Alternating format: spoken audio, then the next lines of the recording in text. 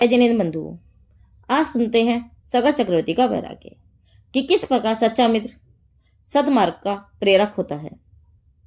जम्बूद्वीप के प्रसिद्ध तथा सुंदर विजय क्षेत्र की पूर्व दिशा में सीता नदी के पश्चिम की तरफ वस्कावती नाम का एक देश है। उसकी राजधानी पृथ्वी की नगर के राजा का नाम जयसेन था। जयसेन की रानी जयसेना थी। उनके रतिसेन और घृतिसेन नाम के दो पुत्र थे। दोनों भाई सुंदर और गुणवान थे। रतिसेन अचानक मर गया। राजा जयसेन पुत्र के शोक से दुखी होकर घृतिसेन को राज्य देकर मारुत तथा मिथुन राजा के साथ यशोदा मुनि के समीप दीक्षा लेकर मुनि हो गए। उन्होंने बहुत दिनों तक तपस्या की और अंत में संन्यास पूर्वक शरीर का त्याग करके स्वर्ग में महाबल नाम के देव हुए। उनके साथ दीक्षित मारुत भी उसी स्वर्ग में मणिकेतु नाम का देव हुआ। एक दिन दोनों ने धर्म प्रेमवश प्रतिज्ञा की कि अगर हम दोनों में से जो पहले मनुष्य जन्म धारण करेगा उसको स्वर्ग में रहने वाला देव जाकर संबोधित करेगा और संसार से उदासीन करके जिन दीक्षा के सम्मुख करेगा। महाबल की आयु 22 सागर की थी। वह इच्छित स्वर्ग सुख भोगकर आयु के अंत में पुण्य के प्रभाव से अयोध्या के राजा समुद्र विजय की रानी सुरक्षा के सगर नाम का पुत्र हुआ। उनकी उम्र 70 लाख पूर्व वर्षों की थी। उसके स्वर्ण नाम समान चमकते शरीर की ऊंचाई 450 धनुष अर्थात 1575 हाथ की थी। उसकी अनुपम सुंदरता देखकर सभी प्रसन्न होते थे। सगर ने राज्यश्री प्राप्त करके पृथ्वी के 6 खंड जीत लिए। अपने बाहुबल से दूसरे चक्रवर्ती का मान प्राप्त किया। एक बार सिद्धवन में चतुर्मुख मुनि को केवल ज्ञान प्राप्त हुआ। स्वर्ग के देव विद्याधर राजा महाराजा उनकी पूजा के लिए आए। उस समय चक्रवर्ती सगर भी भगवान के दर्शन के लिए गए। सगर को आया देखकर मणिकेतु ने कहा, हे राज राजेश्वर, क्या अच्युत स्वर्ग की बात याद है, जहां हम दोनों ने प्रतिज्ञा की थी कि हम दोनों में से जो पहले मनुष्य जन्म लेगा स्वर्ग का देव उसे आकर समझाएगा और संसार से उदासीन करके संयम के सम्मुख करेगा। तुमने बहुत समय तक राजसुख भोगा है, अब तुमको उसे छोड़ने का प्रयत्न करना चाहिए। विषय भोग दुख का और संसार परिभ्रमण का कारण है। तुम स्वयं बुद्धिमान हो, मैं विशेष क्या समझाऊं। मैंने तो अपनी प्रतिज्ञा का पालन करने के लिए तुमसे प्रार्थना की है। मुझे पूर्ण विश्वास है कि तुम इन क्षणभंगुर विषयों से विरक्त होकर जिन भगवान का परम पवित्र मार्ग स्वीकार करोगे। मणिकेतु के इस उपदेश का पुत्र मोही सगर पर कुछ असर नहीं हुआ। मणिकेतु ने देखा कि यह सांसारिक माया जाल में इतना फंसा है कि इसको विषय भोगों से वंचित करना मुश्किल ही नहीं असंभव है। आगे देखेंगे। ऐसा विचार करके मणिकेतु अपने स्थान पर चला गया, क्योंकि काल लब्धि बिना कल्याण किसी प्रकार हो। थोड़ी समय बाद फिर मणिकेतु के मन में विचार आया कि अब दूसरे प्रयत्न से सगर को तपस्या के सम्मुख करना चाहिए। अतः वह चारण मुनि का वेश धारण करके सगर के जिन मंदिर में आया और भगवान के दर्शन करके वहीं ठहर गया। उसकी छोटी उम्र और सुंदरता देखकर सगर को बहुत आश्चर्य हुआ। सगर ने पूछा, मुनिराज, आपने इस छोटी आयु में अभी संसार का कोई सुख नहीं देखा, तो ऐसे कठिन योग को किस कारण धारण किया है। मुझे तो आपके योग ही देखकर बहुत आश्चर्य हो रहा है। मुनिवेश धारक मणिकेतु ने जवाब दिया, हे राजन, मेरा विश्वास है कि संसार में सुख है ही नहीं। मैं जहां देखता हूं वहां दुख और अशांति ही नजर आती है। यह जवानी पल भर में बिजली की तरह चमककर अस्त हो जाएगी। यह विषय भोग सर्प के समान भयंकर है। संसार रूपी अथाह समुद्र नाना प्रकार के दुख रूपी जलचर जीवों से भरा हुआ है, जिसको पार करना जीवों के लिए महान दुष्कर है। अतः पुण्य उदय से यह मुक्ति साधना के योग्य मनुष्य शरीर मिला है। उसे प्राप्त करके भी इस आत्मा को इस अथाह भव समुद्र में डूब जाने दें। यह जिनेंद्र भगवान कथित तत्व रूपी नाव द्वारा इस भव सागर से पार करने का प्रयत्न करें। मैं तो इस असार संसार से पार होने का प्रयत्न करना ही मेरा कर्तव्य और दुर्लभ मनुष्य देह मिलने का फल समझता हूँ और तुम्हें भी यही सलाह देता हूँ। इस नासवान माया ममता को छोड़कर कभी नहीं नष्ट होने योग्य मोक्ष लक्ष्मी के प्राप्ति का प्रयत्न करो।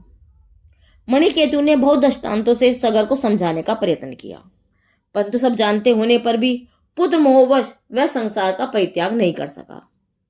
मणिकेतु को बहुत दुख हुआ कि सगर को अभी भी संसार की तुच्छता भाषित नहीं होती, उल्टे वह इसी में फंसता जा रहा है।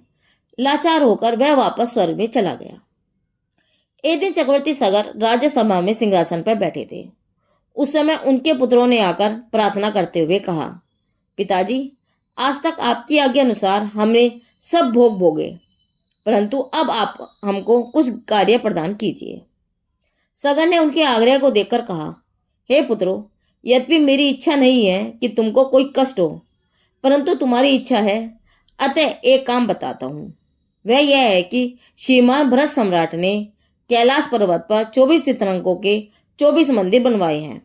वे सब स्वर्णमयी हैं, उनमें अपार धन खर्च हुआ है। उनमें जो भगवान की प्रतिमाएं हैं उनकी रक्षा करना बहुत आवश्यक है। अतः तुम कैलाश के चारों तरफ एक गहरी खाई खोदकर उसमें गंगा का पानी भर दो, जिससे कोई भी मंदिरों को क्षति नहीं पहुंचा सके।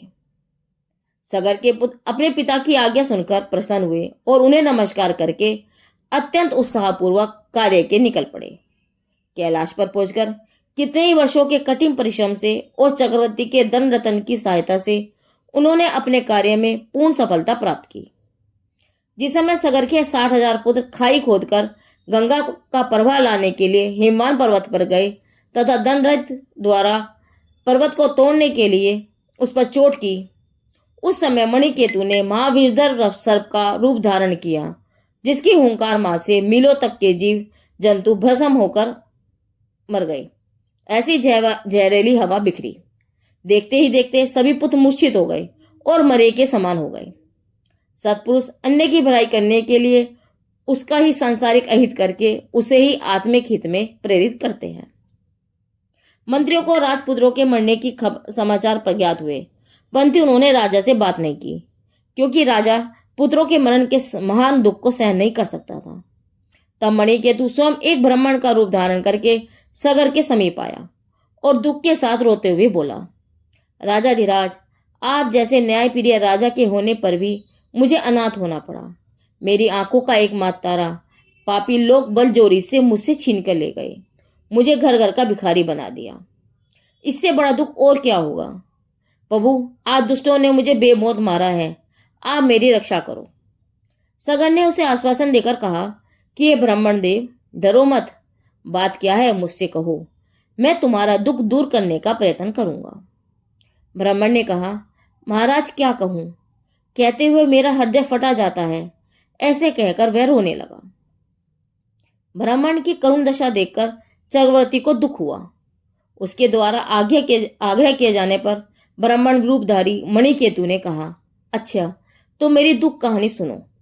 मेरा एक पुत्र था जो मुझे कमाकर खिलाता पिलाता था, परंतु आज मेरा भाग्य फूट गया। उसे काल रूपी लटेरा बलजोरी से मेरे हाथों से छीनकर ले गया। मैं बहुत रोया, गिड़गिड़ाया, दया की भीख मांगी, परंतु उस पापी ने मेरी ओर आंख उठाकर देखा भी नहीं। आप मेरे पुत्र को उस पापी के पास से छुड़ाकर ले आओ, अन्यथा तो मेरे प्राण निकल ही जाएंगे। सगर को काल लुटेरे का नाम सुनकर हंसी आई। उसने कहा, ब्राह्मण देव, तुम बहुत भोले हो। भला जिसको काल ले जाता है, क्या वह पुनः जीवित हो सकता है? काल तो अपना कार्य करता जाता है, चाहे कोई वृद्ध हो, जवान हो, बालक हो, उसका तो सबके प्रति समान भाव है। तुम तो अपने पुत्र के लिए रोते हो, परंतु वह शीघ्र ही तुम्हें भी ले जाएगा। यदि तुम उससे अपनी रक्षा करना चाहते हो तो मुनि हो जाओ। हाँ महाराज, एक आवश्यक बात करना तो मैं भूल ही गया, क्षमा करें। जब मैं रास्ते में आ रहा था तो लोग आपस में बात कर रहे थे कि महाराज के पुत्र कैलाश पर्वत की रक्षा के लिए खाई खोदने गए थे। वे सब एक साथ सर्प के विष से मर गए। ब्राह्मण का वह वाक्य पूरा भी नहीं हुआ था कि सगर मूर्छित होकर नीचे गिर पड़े। ऐसा भयंकर समाचार सुनकर किसको मूर्छा नहीं आएगी। जब उपचारों से सगर को होश में लाया गया, तब मौका देखकर ब्राह्मण वेशधारी मणिकेतु ने संसार की स्थिति बताकर उपदेश दिया। इससे मैं उसका प्रयत्न सफल हुआ। सगर ने भगीरथ को राज्य देकर दृढ़ धर्म केवली के समीप दिन दीक्षा अंगीकार कर ली, जो कि संसार चक्र से छुड़ाने वाली थी। सगर की दीक्षा लेने के बाद मणिकेतु कैलाश पर्वत पर पहुंचा और सगर के पुत्रों को मायामयी मूर्छा से सचेत करके बोला, सगर पुत्रों, तुम्हारी मृत्यु के समाचार सुनकर तुम्हारे पिता को अत्यंत दुख हुआ और वे संसार को असार समझकर साधु हो गए हैं।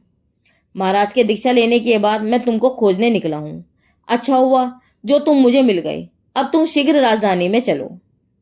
अपने पिता के दीक्षित होने की बात सुनकर सगर पुत्रों ने मणिकेतु से कहा, हे ब्रह्म, पिताजी राजपाट छोड़कर मुनि हो गए हैं तो क्या हम आराम भोगेंगे? पूज्य पिताजी ने जिस मार्ग को उत्तम जानकर ग्रहण किया है वही मार्ग हमारे लिए भी अनुकरणीय है। आप कृपया करके भाई भगीरथ से कहना कि वे हमारे लिए चिंता नहीं करे। ऐसा ब्राह्मण से कहकर वे सभी भाई भी दृढ़ धर्म केवली भगवान के समोषण में आए और पिता की तरह दीक्षा लेकर मुनि हो गए। भगीरथ को भी भाइयों का वृतांत सुनकर वैराग्य हो गया।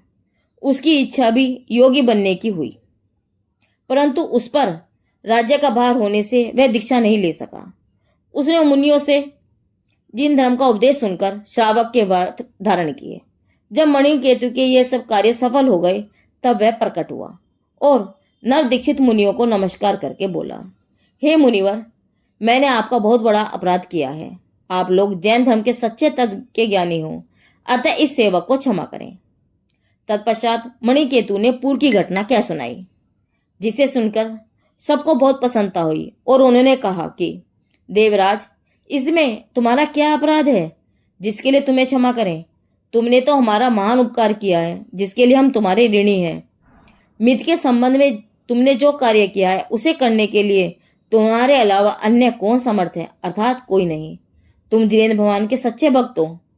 सगर पुत्रों का ऐसा संतोषप्रद उत्तर सुनकर मणिकेतु बहुत प्रसन्न हुआ और उनको नमस्कार करके स्वर्ग चला गया। वह मुनि संग भी विहार करते करते तीर्थराज समय शिखर जी आया। वहां कठिन तपस्या करके उन मुनि भगवंतों ने निर्वाण प्राप्त किया। जब भगीरथ को अपने भाइयों को मोक्ष गमन के समाचार ज्ञात हुए तो उसे भी वैराग्य हो गया।